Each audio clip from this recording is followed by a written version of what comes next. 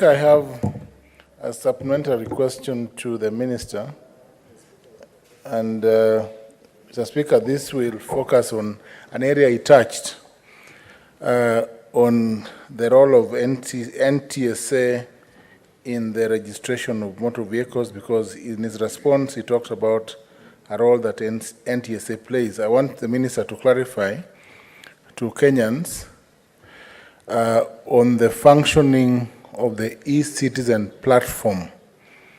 Mr. Speaker, in the last few months, there have been complaints in the public regarding the transfer of motor vehicles and logbooks, and I'm sure the Cabinet Secretary will have this occasion to respond to Kenyans, explain to Kenyans whether there's something wrong with the system and when that problem will be fixed.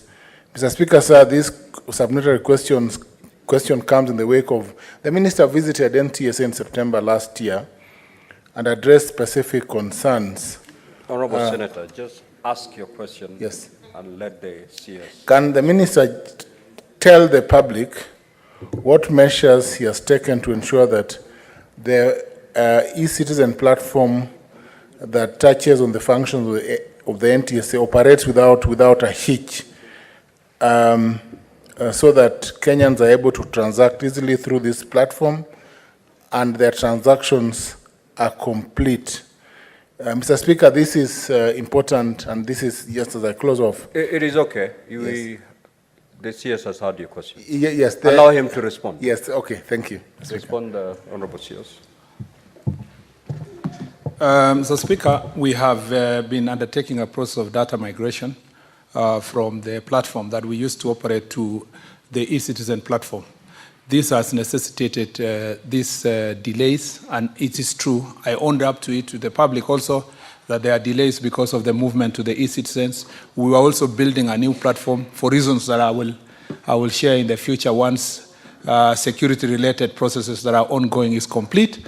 Now I can assure the people of Kenya that the system is up and running. It may experience some itches because we are still in that process of maintenance and seeing how it performs. But we will make sure, Mr. Speaker, that we have put in place officers who are on standby to make sure that if the system fluctuates, we make sure that we respond immediately. But it's also true that there are many Kenyans who have not collected both their logbooks and the driving license and the plates.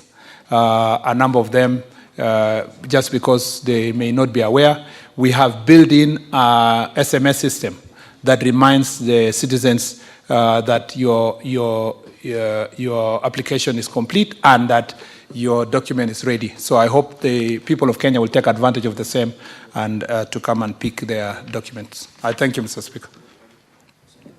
Senator Lelegwe.